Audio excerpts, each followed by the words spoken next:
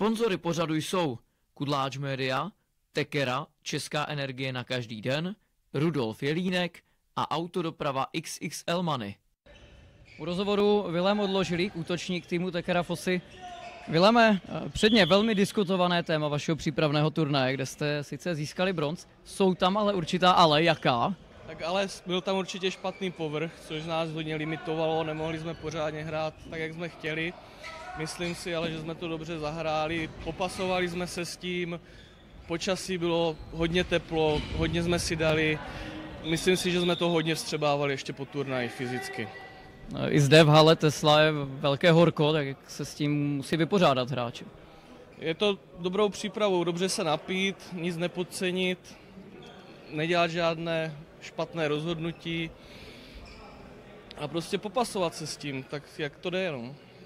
Vy jste úvodní utkání turnaje prohráli, na svého soupeře jste nestačili 1-5, tak co chybělo, co ten duel ukázal? Tak ukázal tam to, že jsou tady opravdu dobří soupeři. Myslím si, že není vůbec špatného soupeře na tomto turnaji. Snažili jsme se hrát to, co jsme si řekli a prostě byli lepší, přehráli nás. Nováčkem v kádru je na stěžejní pozici brankář Ondřej Jíra, tak jak zapadl do kolektivu? Já musím říct, že myslím si, že můžu mluvit i za kluky, že Suprově zapadl, je to dobrý kluk, pomáhá nám v těch zápasech, chytne to, co potřebujeme, za mě super. Vy jste loni s týmem Luka Nady Hlavou hráli zde na Open Game, vyhráli jste 6-3, tak vybavíte si ten duel a co si z něj vzít? Vybavím si ho matně, ale vím, že to bylo dlouho zaremízovaného stavu. Bojovali jsme, hráli jsme trpělivě a myslím si, že to dneska zopakovat znova. Velmi děkuji, ať se daří.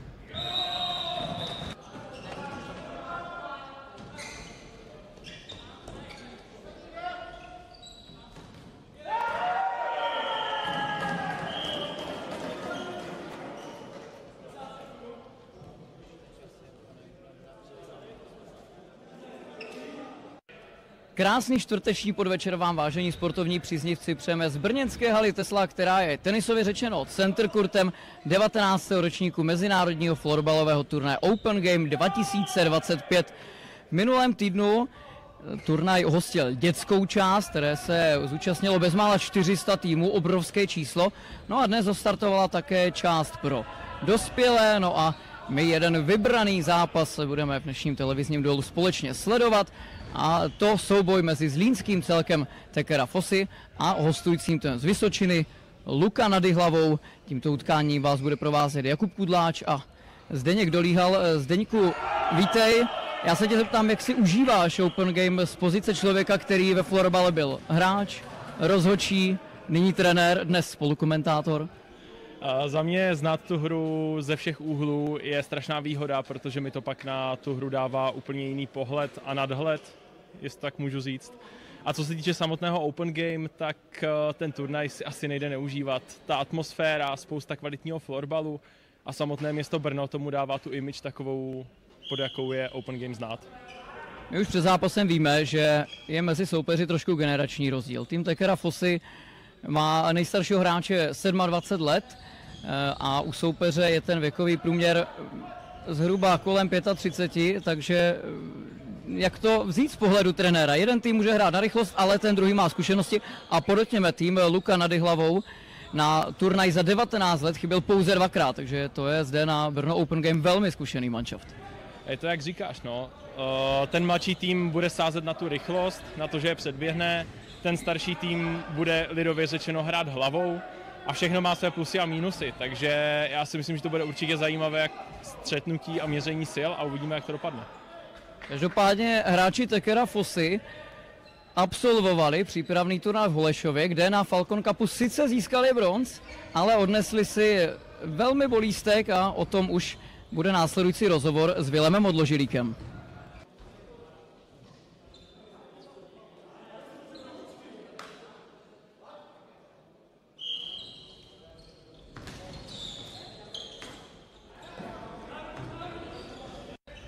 U rozhovoru Vilém Odložilík, útočník týmu Tekera Fosy.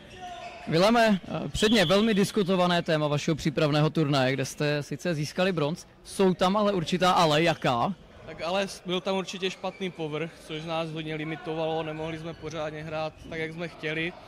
Myslím si ale, že jsme to dobře zahráli, popasovali jsme se s tím, počasí bylo hodně teplo, hodně jsme si dali. Myslím si, že jsme to hodně vstřebávali ještě po turnaji fyzicky. I zde v hale Tesla je velké horko, tak jak se s tím musí vypořádat hráči? Je to dobrou přípravou, dobře se napít, nic nepodcenit, nedělat žádné špatné rozhodnutí a prostě popasovat se s tím, tak jak to jde. No. Vy jste úvodní utkání turnaje prohráli, na svého soupeře jste nestačili 1-5, tak co chybělo, co ten duel ukázal? Tak ukázal on tam to, že jsou tady opravdu dobří soupeři. Myslím si, že není vůbec špatného soupeře na tomto turnaji. Snažili jsme se hrát to, co jsme si řekli a prostě byli lepší, přehráli nás. Nováčkem v kádru je na stěžejní pozici brankář Ondřej Jíra, tak jak zapadl do kolektivu? Já musím říct, že myslím si, že můžu mluvit i za kluky, že Suprově zapadl, je to dobrý kluk, pomáhá nám v těch zápasech, chytne to, co potřebujeme, za mě super. Vy jste loni s týmem Luka Nady Hlavou hráli zde na Open Game, vyhráli jste 6-3, tak vybavíte si ten duel a co si z něj vzít? Vybavím si ho matně, ale vím, že to bylo dlouho zaremízovaného stavu. Bojovali jsme, hráli jsme trpělivě a myslím si, že to dneska zopakovat znova. Velmi děkuji, ať se daří.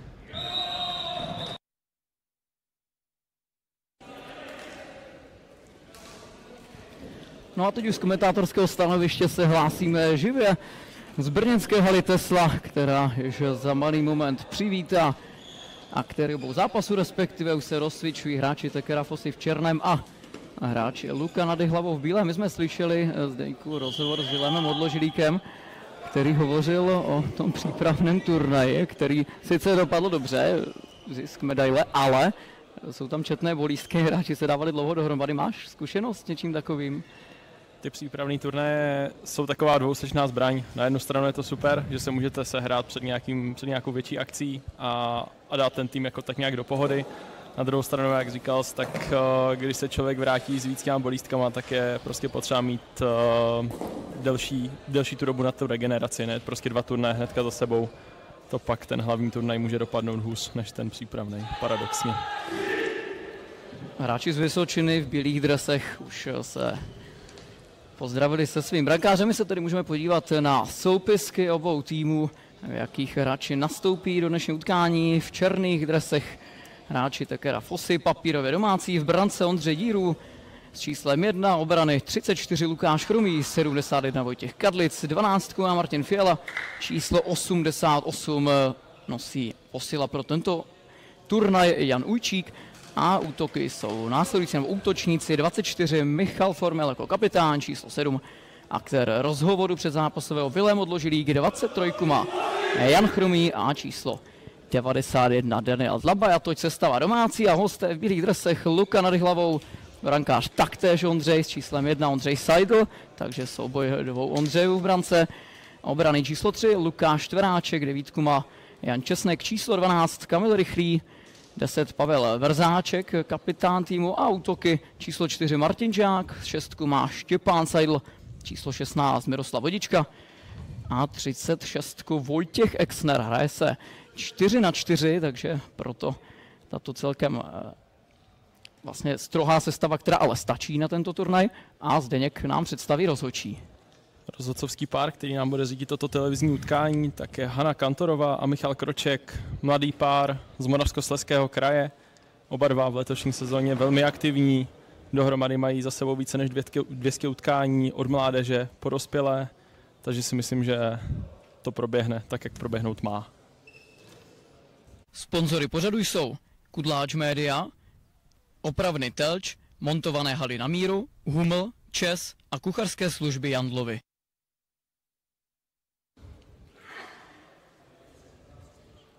Pohledem do haly Tesla se vracíme po reklamním bloku. Navazování připraven za tým Luka Nady Hlavou také Martin Žák.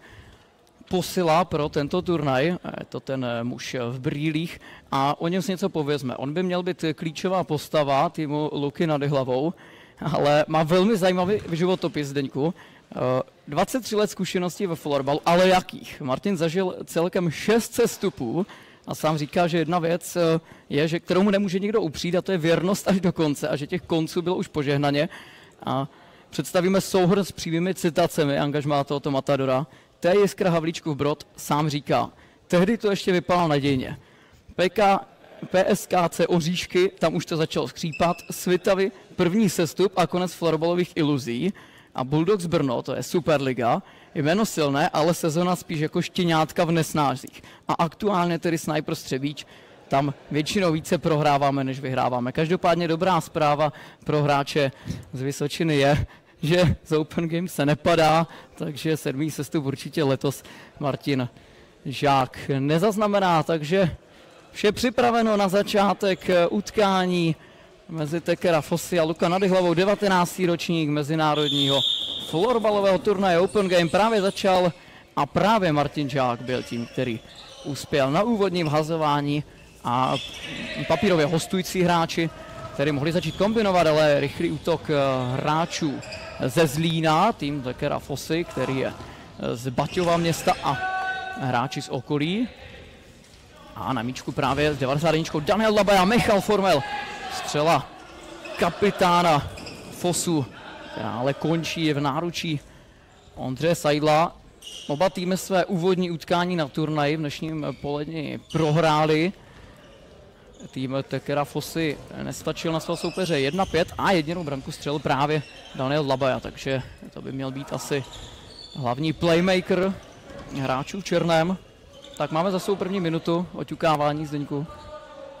Oba týmy se bez tak zžívají s povrchem, protože ten florbalový povrch je na každé hale trošku jiný, takže ty první minuty jsou spíše na takové zžití, na to, aby zjistili, jak hraje soupeř, co se bude dít nebo nebude dít. A myslím si, že během pár minut se nám to naplno rozjede a florbal nabere plné obrátky. Teď se snažil být důrazný Jan Chromý na brankovišti, ale Ondřej Seidl připraven. No dnes tím, že to turnaj samozřejmě hrálo si více zápasů, viděli jsme tady okolo 4. hodiny i jeden velmi vyhrocený duel, kde rozhodčí dokonce ukázal červenou kartu, tak jak je to časté ve florbale. A na té profesionální úrovni, jakože těch vyšších soutěžích to tak časté není, tam ti hráči jsou naučení od trenérů v uvozovkách vycepování k tomu, aby hráli slušně a vyvarovali se tady těm problémům v uvozovkách. Ale tady na těch letních turnajích, kor v té hobby kategorii, tak je to za mě asi častější, protože co si budem, ti hráči nepopíjí jenom nealkoholické drinky mezi zápasy, což si myslím, že pak tomu taky přidává. A navíc polovina z nich si řekne, že o nic nejde, tak je to takové volnější. Je to samozřejmě turnaj, který je vlastně trošku oddychový, i ta kategorie muži elité, vlastně jsou to hráči, kteří hrávají Superligu kolikrát, ale vlastně je to takový letní oddychový turnaj, ale má svou prestiž, protože hlavně v té dětské fázi, řekněme, tady se v minulém víkendu představilo bezmála 400 týmů a až teda na jedno ale, musím říct, sledoval jsem některé zápasy a chování rodičů, ale to je standard. Každopádně turnaj velmi pěkný. Ta dětská část je hodně přípravná, tam si myslím, že většina týmů to nebere úplně jako letní turnaj ze srandy, ale už jako přípravu už jako přípravu na tu další sezónu, takže tam se hraje v uvozovkách o hodně. V té chlapské části, v té hobby, to je spíše pro srandu, ale v té elitě tam jsou to hráči, kteří buď chodí vydechnout po náročné sezóně, anebo jsou i případy, kteří chodí fakt jako makat a sladit se na tu nadcházející sezónu. Vojtěch Kadlis má míček na své hokejce na obrané polovině. Kapitán Michal Formel se pokusí nějak zahrozit, ale důslední byli hráči z Vysočiny a tak může operovat Vojtěch Exner s míčkem. Nakonec hledá svého spoluhráče, kterým je Kamil Rychlý, který je, dá se říci, takovým nestorem Luky Nadyhlavou. To hráč, který začínal s problém v roce 2003, hrál Extraligu juniorů, první ligu, momentálně brněnská amatérská liga a příležitostně obchoduje na burze, což by si mohl povykládat třeba s Danielem Dlabajou. Vlastně ještě podotkneme, to kategorie muži hobby oficiálně, ale sledujeme tady hráče v černých dresech Tekera Fossy, jsou to většina bývalí hokejisté a hráči Luky Nadyhlavou vlastně jsou téměř, nebo vlastně všichni nějakou minulostí florbalisté a je vlastně pěkné, že můžeme takto odprezentovat i ne úplně profesionální část, protože profesionální florbalu je v médiích plno, ale přiznejme si, amatérský sport je samozřejmě důležitější, než by se zdálo na první pohled zdraví společnosti a tak dále. V jistých ohledech je ten amatérský sport mnohdy krásnější než ten profesionální, protože ti hráči mají tu obrovskou touhu a chuť si zahrát a pobavit se u té hry. Za to na té profesionální úrovni je to hodně striktní a jede se prostě podle nalajnovaných pravidel a taktik. A to tady u té hobby kategorie mnohdy není a to tomu sportu dodává tu přirozenou krásu. Na pravé straně je Miroslav Vodička, jeho střela, kterou si brankář Ondřej Jíru pokryl. Byla o tom řeč i v předzápasovém rozhovoru. 20letý golman FOSu je vlastně posilou pro tento turnaj. Dle spoluhráčů je i šikovně technický v poli. Právě v Holešově se představil v poli a zaznamenal bilanci 4+4 za 6 utkání, takže paráda, ale potřebovali někoho do branky, zlínští hráči a tak, který vsadili na tohoto studenta pedagogiky, který by měl v budoucnu učit na gymnáziu dějepis a zeměpis. A jeho oblíbená barva je zlatá, takže to je určitě cíl, minimálně pro něj na tomto turnaji, ale bude to samozřejmě velmi těžké. Loni hráči FOSu došli do druhého kola playoff a Luka Nadehlavou, mluvili jsme o tom. Open Games se hra od roku 2007, musím smeknout, pořádal se i v covidových letech 2020 a 2021, takže všechno se zvládlo a hráči Luky Nadehlavou chyběli právě v roce 2007, ta první účast, první ročník turnaje, no a potom 2021, kdy těsně vlastně na předzápasovém tréninku se mezi nimi rozšířil covid. Teď jsme viděli vysokou hůl při nepovedené střině Vojty Kadlice, takže rozhodčí pohotově zareagoval a hráči Jihlavy budou mít míček na svých holích. Ne úplně nadlouho, protože pokus o nahození nebyl úplně úspěšný a zastavil se o prvního bránícího hráče. Zatím tedy jsme v závěru 7. minuty. Branku jsme zatím neviděli ani nějakou větší šanci. Loni v vzájemném měření sil dopadlo poměrem 6-3. Tak teď to vypadá na gólových očí utkání. Třeba se to rozjede. Teď jsem se chtěl zeptat na svůj odborný tip, jestli si myslíte, že se to rozjede, nebo zkrátka to bude. Florbal je v tomhle kouzelný. Florbal je v tomhle kouzelný, protože tam se dlouhou dobu nemusí nic dít, pak stačí pár minut a během 3 minut můžeme vidět klidně 5-6 branek a to ve florbale není vůbec nic neobvyklého, takže věřme, že se to golově ještě rozjede a uvidíme spoustu krásných akcí.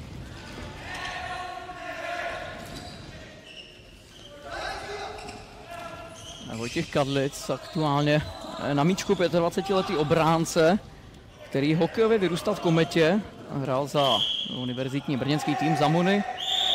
No a sám o sobě říká, že je hodně ofenzivní. Tak musíme poznamenat, v roce 2007 je to mistr Evropy v inline hokeji do 18 let, kdy český tým ovládl domácí turnaj, který se pořádal v Boskovicích, inlineové město. Takže úspěch pro Vojtěcha Kadlice. Je vidět, že si tu off-season hokejovou vynahrazuje jinými sporty a dá se říct, že je v nich i celkem úspěšný. No, FOSy, jak jsem říkal, je to vlastně hodně hokejový tým. Daniel Dlabaja, hráč, který hrál v Americe, ve Francii, musel skončit kvůli otřesu mozku s hokejem, takže teď tedy se přesunul na hokej, na florbal samozřejmě, ale je to jinak hráč, který byl v hokeji velmi nadějný. To je velká škoda talentu. Vilém Odložilík a Lukáš Chromý, to byli brankáři dříve. No a hráči Tekera FOSy také chtěli do svého týmu jednoho hokejistu, který se účastnil květnového mistrovství světa v ledním hokeji, ale vlastně pravidla Open Game to nedovolují, takže profesionální hokejista se nemohl tedy zúčastnit nejen dnešní utkání, ale tohoto turnaje. Těch hokejistů bývá občas problém s tou adaptací na ten florbal, protože ty pravidla jsou poměrně striktnější ve florbale a ta hra tělem není tak povolená jak v hokeji. Takže u těch hokejistů bývá často problém, že než přepnou na to, že hrajou florbal, který je čistší sport v uvozovkách, tak se hodně vypořádávají s fauly. No a teď se budou muset hráči Tekera Fosy vypořádat s touto ránou Štěpána Seidla. Úspěšný pokus, na který už Ondřej Jiru nedokázal zareagovat. Takže čas 9:15 a hráči Luka Nady hlavou jdou do vedení. Křižná nahrávka a střela z první znamená vedení hráčů v bílých dresech. Takovéhle střely bývají pro golmany prakticky nechytatelné, pokud jsou, nemusí být ani perfektně umístěné, stačí lehce umístěná do prostoru, kdy golman není a ta střela je strašně rychlá pro golmana, jak jsem říkal, prakticky nechytatelná.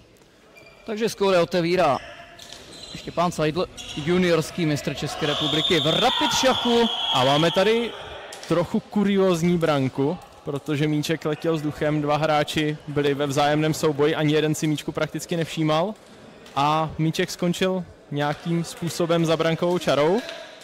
Podle rozhodčích nepředcházel žádný faul, ani nedovolený zákrok. Ale zdá se, že Daniel Dlabaja tam tělem ten míček dotlačil. Uvidíme možná z toho zabrankového pohledu. Každopádně vedení trvalo 10 vteřin, takže velmi rychle vyrovnáno nahození. No, vlastně branka přes celé hřiště, ale musíme pochválit důraz Daniela Dlabaje, který tam šel. Šel si pro tu branku. Myslím si, že to byl on, ano, i dle zápisu.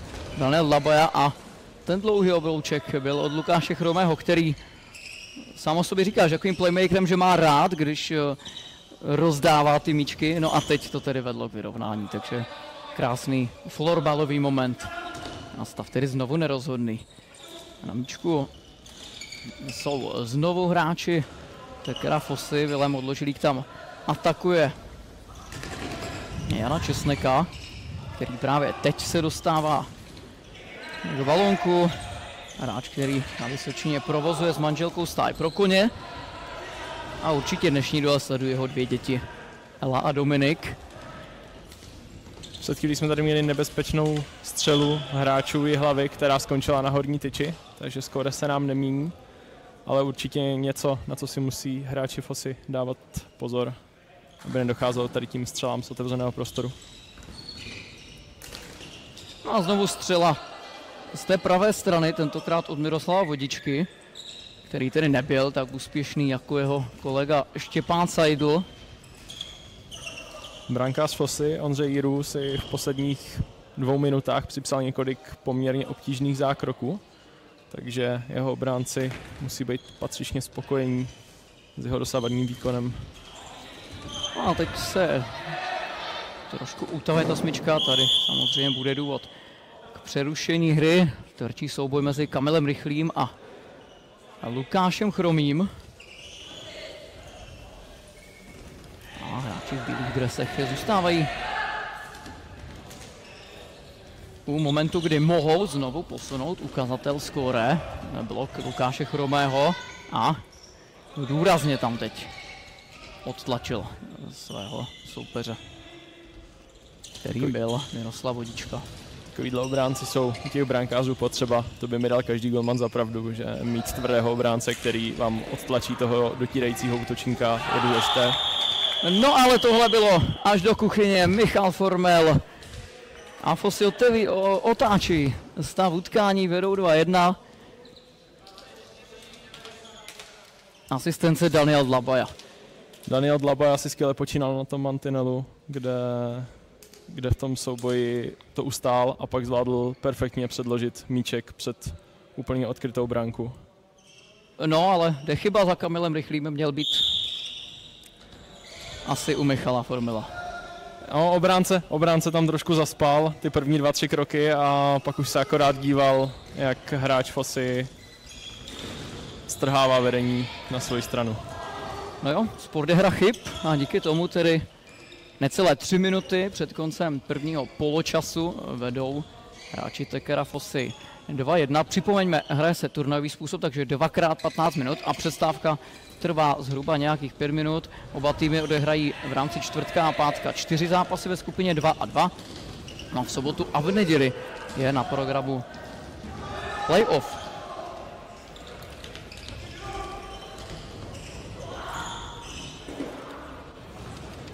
Teďka jsme si dívali na pohlednou individuální akci Jana Chromého, který si vzal míček za svojí brankou a prošel až prakticky k brance soupeře. Bohužel tam zasáhli obránci z Jihlavy a nedostal se bohužel k zakončení.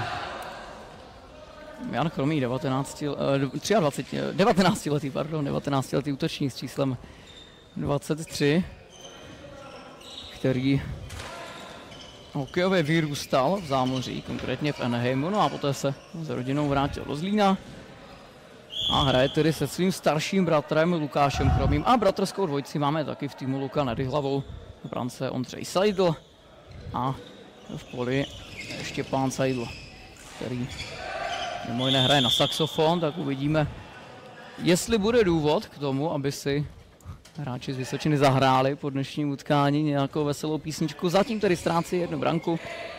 Minutu a čtvrt před koncem prvního poločasu. Teď je další ostrá nebezpečná rána Michala Formela, který mohl navázat na svůj gól ze 12. minuty. A znovu v kombinaci se svým velkým parťákem Danielem Dlabajou. Hodně zlobí tohle duo. Je vidět, že Dlabaja je opravdu playmaker, tak jak bylo řečeno. Že hledá spoluhráče a nabízí jim. A téměř totožná situace, která vedla ke druhému gólu zlínského celku tentokrát, ale štěstí stálo při brankáři Ondřeji Seidlovi, protože hráči v černých dresech nedokázali ten míček dostat téměř do prázdné branky. No a teď Michal Formel také ne v půl metru. Měl tu situaci těžkou, je fakt, že soupeř mu tam dával hokejku. A opět Dlabaja předkládal ten míček Formelovi, takže tahle dvojce zatím úřaduje na hřišti. A budeme se těšit, co nám ještě ukážou. Poslední vteřinky prvního poločasu se odehrávají v útočném pásmu Luky nad Jihlavou, ale hráči Tekera Fosy, konkrétně Karlic, ještě můžou nějak zahrozit. Poslední 3 vteřiny, znovu ten dlouhý míček, ale Ondřej Seidl tentokrát připraven. No a 15 minut je za námi. Po opatrném úvodu jsme viděli 3 góly, na které se za malý moment podíváme. Michal Formel versus Vojtěch Exner na úvodní vhazování druhého poločasu, které se úplně nepovedlo. Navíc trošku problém s časomírou, tak mezi tím si můžeme o Michalu Formelovi říct, že jako kapitán je celkem klidný a hádání s rozhodčími nechává na jiných. No a tady se díváme na Pavla Vrzáčka, který ve svých 43 letech může přetavit do dnešního zatím nepříznivě se vyvíjejícího duelu. Velké zkušenosti.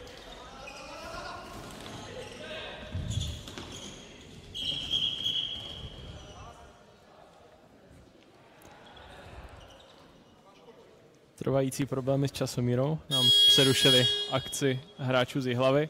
Ale to nevadí, aspoň máme čas si trošku popovídat o některých zajímavých věcech. Můžeme se třeba podívat na úspěchy Luky nad Jihlavou v té 17leté historii. Většinou končili v prvním, druhém kole play-off, ale 3krát dokázali proklouznout mezi elitní 8 do čtvrtfinále. Čtvrtfinále na Brno Open Game. Úspěch, Zdeňku? Do jisté míry určitě ano. Korea po těch ročnících, kdy končí v té dřívější fázi, tak čtvrtfinále je určitě úspěch. A vlastně každý ten posun pro ten tým je velký úspěch, protože když se to vypadnutí opakuje v určitých kolech, tak teďka mě do toho skočil s 34. Lukáš Chromý. Playmaker, obránce. Je to tak? Tady každý playmaker dneska. Krásně od mantinelu našel volné místo na bližší tyči brankáře Seidla. A znovu u toho byl Daniel Dlabe a Michal Formel. Byť se samozřejmě akce neúčastnili, tak mají další plus do tabulky plus minus. No a střela nad ramenou asi trošku bude černé svědomí u Ondřeje Seidla. Je to tak, no. Vypadal, že tu střelu úplně nečekal a tu bližší tyč si nepohlídal tak, jak by měl. A Lukáš Chromý toho perfektně využil a Fosa vede 3-1. No a teď musela zasáhnout také mladá sympatická rozhodčí, která řídí dnešní duel společně se svým kolegou. Zatím si myslím bezproblémový zápas, oba týmy nám předvádí zejména florbalové dovednosti, no a hráči v černých dresech jsou o 2 góly šikovnější. Teď další dobře se tvořící situace, ovšem míček Janu Chromému, mladšímu z bratru, uskočil, takže nenavázal na úspěch svého staršího bratra, který po 37 vteřinách druhého poločasu zvýšil na aktuálních 3-1. Další pohled na akce hráčů v černých dresech, do které se zapojili všichni hráči. Bohužel pro Fosu střelu Ondřej Seidl tentokrát kryl a udržel svůj tým. No je to vlastně trošku diskutabilní ten název, protože samozřejmě Fossa je madagaskarská šelma, ale vlastně v názvu týmu spíše se asi skloňuje jako Tekera Fossy, každopádně je to velmi pozoruhodný název a originální samozřejmě. U těch týmů v hobby kategorii je to většinou přehlídka originálních názvů. A také ale často originálních výkonů. Znovu vzpomeneme ten vyrovnávací gól na 1-1. Takže na tahu jsou hráči Luky nad hlavou, kterým zbývá 12,5 minuty na to, aby nějak zareagovali na vývoj utkání. Každopádně to je na florbal spousta času, 12,5 minuty. Říct, viděli jsme, že stát se může cokoliv. To se nám vedoucí tým může ještě několikrát změnit za tu dobu. Musíme podotknout, je tady obrovské vedro, Zdeňku, jak to vnímá hráč? Je to opravdu nesnesitelné vedro. A já si myslím, že oproti jako fanouškům ten rozdíl tak jako vnímat nebudou, nebo aspoň já jako ze své vlastní zkušenosti to už pak tolik nevnímám během toho zápasu. Jako když se hraje v zimě, tak je to něco jiného, člověk se tolik nepotí, ale zase než se rozhýbe, než se zahřeje, je to těžší. Tady potíte se v zápase pořád, takže za mě už to takový rozdíl není. Ale pro fanoušky to musí být těžké. Důležitý pitný režim. A samozřejmě, taky když vyhráváte, tak se určitě hraje lépe. Karlic teď se snaží něco vymyslet. Nahrávka na Dejla Dlabaju se zasekla o Lukáše Chromého, takže hráči ze Zlínska se musí bránit. No a teďka zbývalo pár centimetrů tady od levé tyčky. Miroslav Vodička nebyl daleko. A ještě dostane druhou šanci a tu využívá. Sníženo 3-2. Závěr 19. minuty a je tady kontaktní gól. Opět střela z první a tentokrát perfektně umístěna pod horní tyč, takže s tím golman Ondřej Jiru opravdu nemohl nic dělat. Téměř ze stejné pozice, jsou tu 2 totožné góly pro hráči Luky nad hlavou. Navazování Vilém Odložilík a Michal Žák. Martin Žák, omlouvám se.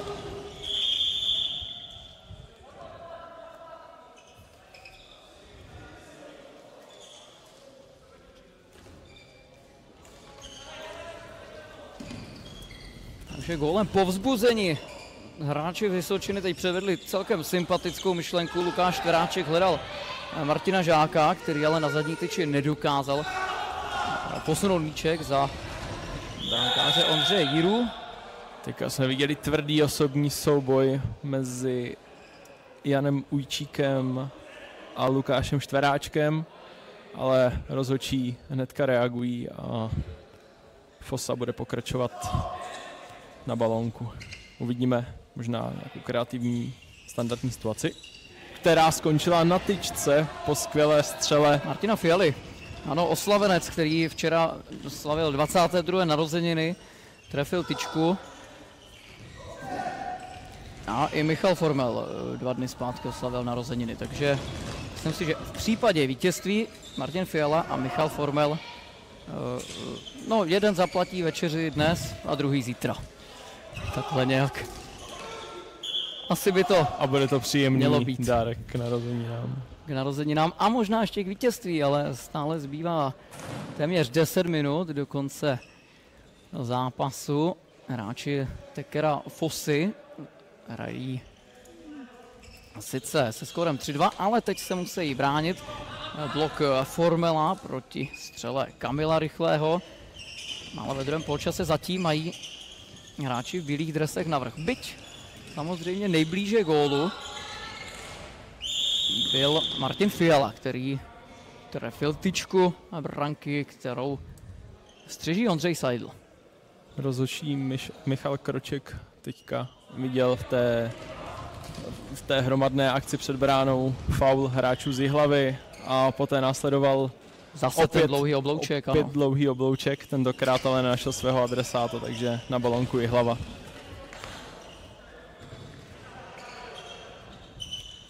Znovu dvojice Dlabaj a Formel v útoku. A za hosty může zlobit třeba Miroslav Vodička, který snižoval na 2-3 v 19. minutě. Další tvrdý osobní souboj, po kterém zůstal ležet na zemi Michal Formel, ale oba dva hráči si poté pláceli, takže vše v pořádku a pokračujeme dál. Zatím hrajeme bez vyloučení, teď trošku skrytá střela a teď se to mohlo zdát, že to byla snadná dorážka, ale nepříjemný míček od Štěpána Seidla, který jenom tak bodnul do hracího předmětu na náhodu. A ona i ta náhoda mnohdy stačí k tomu, aby to bylo přetaveno v nějakou branku, protože ta náhoda mnohdy je nečekaná i z pozice toho golmana a může to stačit. Ale víme, jak to je život, je náhoda. Začíná se nám tady přiostřovat. V posledních 2 minutách tady přibylo těch tvrdších osobních soubojů, ale rozhodčí si s tím zatím skvěle radí a drží to na úzdě. No a Martin Žák teď v dobré pozici, nakonec mu míček moc popoběhl, každopádně tento král konců, sám to vtipně o sobě poznamenal, měl dobrou příležitost a navíc se dostal k další střele. Ondřej Jiru připraven a rozehrává na 22letého Jana Ujčíka, který údajně na tom velmi dobře fyzicky, že vyčnívá mezi ostatními. A teď to prokázal, kdy zvládl během hry i odhodit nějakou gumičku. Zdálo se, že někomu vypadl, ale kdo má dlouhé vlasy, nevím. Každopádně bylo to tak. Necelých 7 minut do konce druhého poločasu, do konce dnešního televizního utkání, které jsme velmi rádi, že vám můžeme přinést, jak byla řeč, i mimo nějaký Profisport, tak určitě Brno Open si zaslouží pozornost, tento velký turnaj při úsilí pořadatelů. Vlastně hraje se na 7 halách. Dospělá část jenom na 7 halách v uvozovkách. Ta dětská část je opravdu velká, tam se hrálo na 16 samostatných halách a k tomu letos jako novinka přibylo brněnské výstaviště, kde v pavilonu P vyrostlo 8 hřišť a teďka vidíme skrytou střelu od půlky hřiště a o vyrovnávací branku se nám postaral Miroslav Vodička, který možná trochu překvapivě z půlky uklidil míček přesně do brány Tekera Fossy.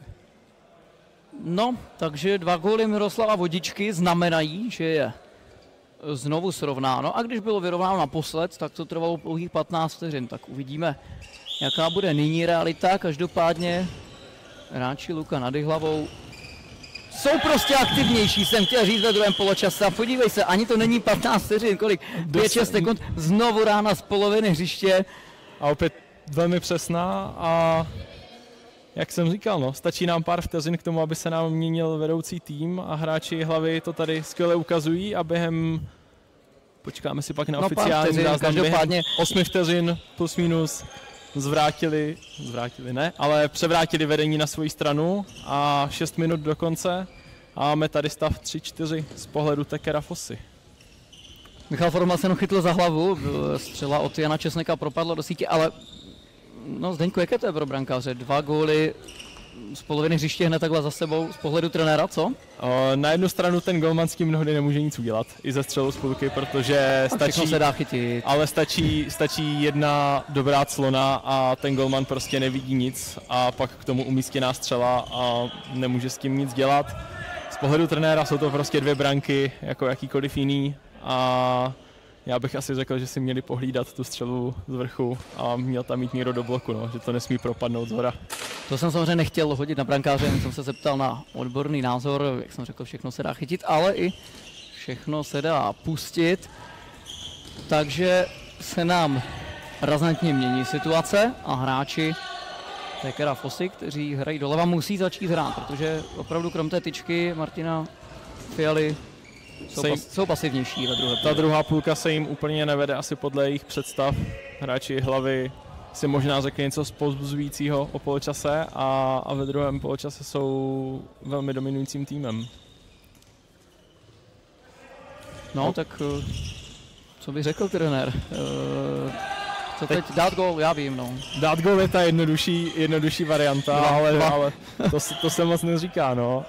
Je potřeba v tenhle moment ten tým pořádně nabudit a buď je tam vidět nějaká taktická vyspělost, kterou se dá přehrát ten soupeř, anebo prostě jenom dodat těm hráčům důvěru v ně a sebedůvěru, že to jde a ve florbale stačí jeden špatně odražený balónek, jedna skrytá střela a může ten stav zase vypadat úplně jinak.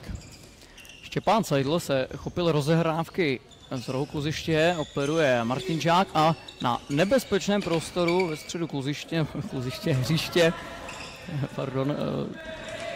byl Lukáš Tveráček.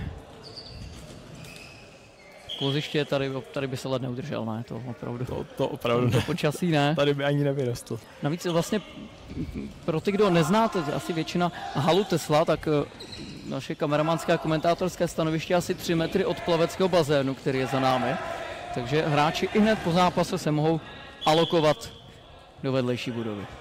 Což je skvělý způsob regenerace i hned po zápase a hlavně v tomhle počasí. V tomhle počasí je ten bazén vítaným kamarádem. Určitě i. Ano, je vyrovnáno. Je vyrovnáno. Opět kuriozní branka, podobně jako druhá. Tentokrát si myslím, podíváme se na opakovaný záběr, ale myslím si, že se jedná o vlastní branku, protože obránce se snažil na poslední chvíli ten míček. Ale zase tam byl Daniel Dlaba, já bych řekl. Teď to uvidíme nejlépe. Hana Kontorová každopádně uznává branku. Teď o vlastního hráče, velmi dobrý zákrok Ondřeje Seidla. Ale obránce se snažil na poslední chvíli vyhmátnout balónek. Byla by to branka i tak. Asi jo, a srazil si to do brány. No. Takže dvojí smůla hráčů v hlavě a znamená to jediné, vyrovnaný stav 3 minuty před koncem. No a okamžitě jsou na slovu znovu hráči Tekera Fossy. Vilém Odložilík střílel ostrou ránu, kterou ale Ondřej Seidl viděl, takže zasáhl 4-4. Začíná nám poslední 3minutovka. Jan Ujčík se snaží teď najít a vymyslet nějakou kombinaci s Janem Chromým, který neuspěl, pokračuje Fiala, Odložilík. Jeho nahození, ke kterému se znovu tlačil Jan Chromý, no ale pozor, florbal je hra ze vratu, takže velmi rychle během vteřinky překlopili hráči Loky nad hlavou hru na útočnou polovinu. Ondřej Jiru nemusel zasahovat. Teď vidíme na hráčích ze Zlína zvýšenou aktivitu, protože i takováhle branka vám prostě dodá na té sebedůvěře a na té náladě v tom týmu a najednou jde všechno líp. Hra přerušená 2 minutky před koncem zápasu. Podotkněme, může skončit i remízou v tomto turnajovém módu a možná by i byla zasloužená, Zdeňku, když takto si to řekneme necelé 2 minuty před koncem. Já si myslím, že remíza by byla zasloužená. V prvním poločase byli lepší zlínští hráči, v té druhé zase jihlavští, takže remíza by byla, nechceme říct, že na místě, chceme vidět co nejvíce branek, ale troufnu si říct, že férová. Já jsem před zápasem využil moderní technologie, ptal jsem se umělé inteligence, jak zápas dopadne, a řekla mi, že tým Tekera Fossy vyhraje 5-2, takže to se nestane, můžu uklidnit, zatím umělá inteligence neví úplně všechno. Není to 100%. Ale ten čas přijde. Minuta nějaké drobné do konce dnešního, řekněme, atraktivního zápasu. Viděli jsme zvraty, aktuálně vyrovnané skóre a znovu zlínská útočná dvojice Formel Dlabaja, tentokrát se na Dlabu míček nedostal. Tohle je dobrá příležitost, ale Kadlic tu nahrávku sice myslel dobře, Dlabaja míček nespracoval, no a zase šance na druhé straně. Teď už by to byl takový šach, nechci říkat šachmat, ale byl by to šach, kdyby ten některý z týmů uspěl. Teď byl velmi důrazný Kamil Rychlý na brankovišti, takže až moc na florbalové prostředí, až moc. Vojtěch Kadlic jako bývalý nebo jako hokejista, vysoký navíc, má dobré parametry, tak i hned mu vysvětlil, tohle sedít nebude.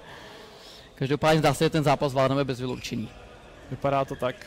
Zbývá nám posledních 20 vteřin. I za těch 20 vteřin se nám to ještě změnit může, to skóre, ale uvidíme. Tak zdá se, že poslední útok budou mít hráči Luky nad hlavou. Je tam Martinčák před brankou. Opravdu poslední vteřinky a už se nic nestane, je dobojováno. Férová a sympatická remíza 4-4 na závěr úvodního hracího dne 19. ročníku mezinárodního florbalového turnaje Open Game 2019. Loni v prvním hracím dni tým Tekera Fossy podlehl švédskému celku 6-8, takže teď dozajistá vítaný bod pro oba celky. Zdeňku, krátké hodnocení. Za mě krásné vyrovnané utkání, oba týmy do toho šly po té florbalové stránce hlavně, nebyly tady žádné zákeřné zákroky ani z jedné strany. Krásné šance, překvapivé branky, takže troufnu si říct, že tady ten zápas měl úplně všechno a jak od tebe zaznělo, tak remíza je férová pro oba celky a ten bod je určitě vítaný.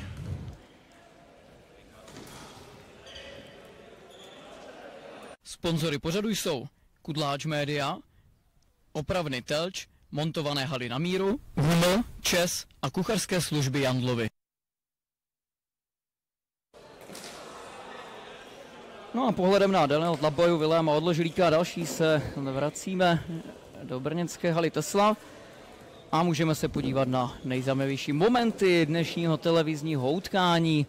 Nejprve v čase 9:15 dočkali jsme se gólu, byť až v 10. minutě Štěpán Seidl po křižné nahrávce Jana Česneka z první pohotově uklidil míček do branky a hráči Luky nad hlavou vedli 1-0. Poté dlouhý oblouček dopředu od Lukáše Chromého a Daniel Dlabaja břichem po 15 vteřinách zařídil srovnání, takže čas 9:30 a hráli jsme nerozhodně 1-1.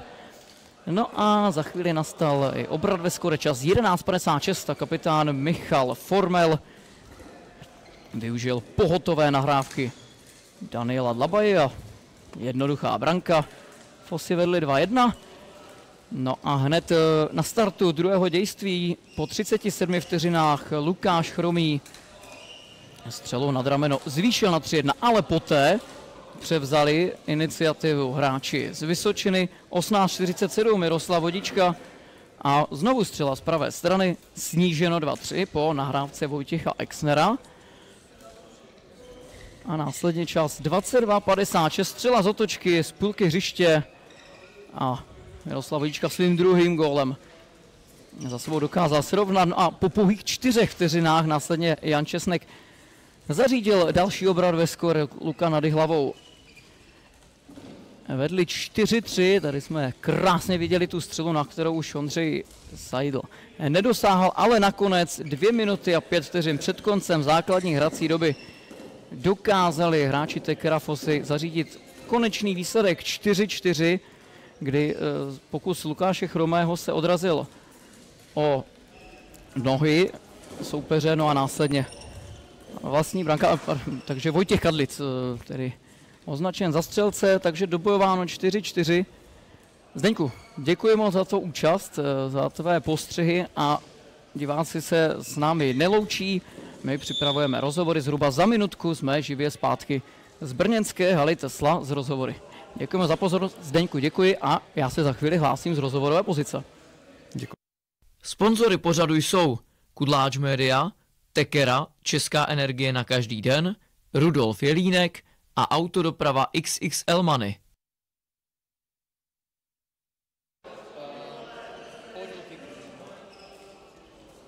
Potom Dajka a potom soupeř, jo?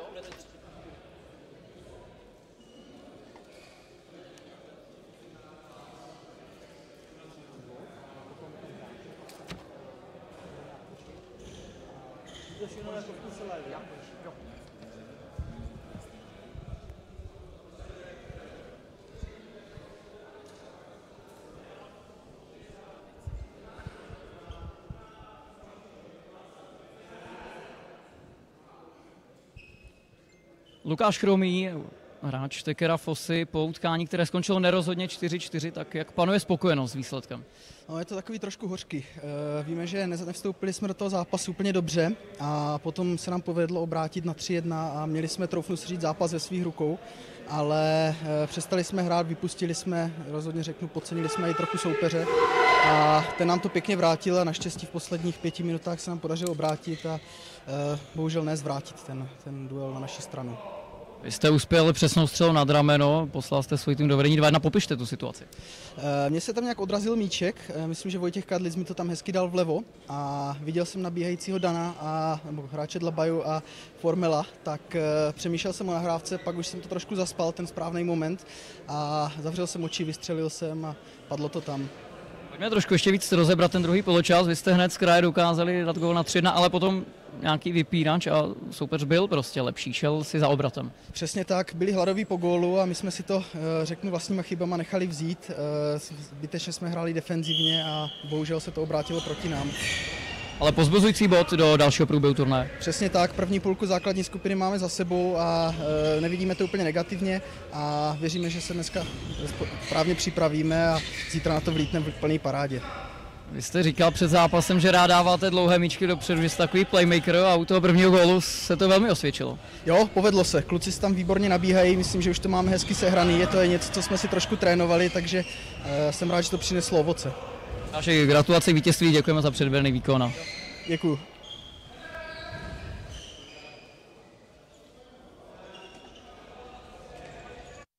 Sponzory pořadu jsou Kudláč Media, Tekera, Česká energie na každý den, Rudolf Jelínek a autodoprava XXL Money.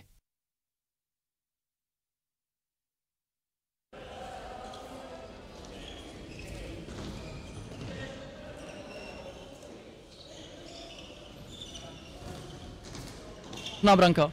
No, určitě, ne, jako my už jsme to trénovali s Vojtou na tréninku, tady tyto věci, jakože když je to zatáhle, kluci jsou proti na vytažení, tak to hrajeme, že to nabíháme a uvidíme, vždycky z toho něco bylo, tak určitě už jsem dal hezčí góly, ale bylo to gól a to se počítá, trošku nám to dalo klid do hokejek a bohužel to dopadlo, jak to dopadlo pak.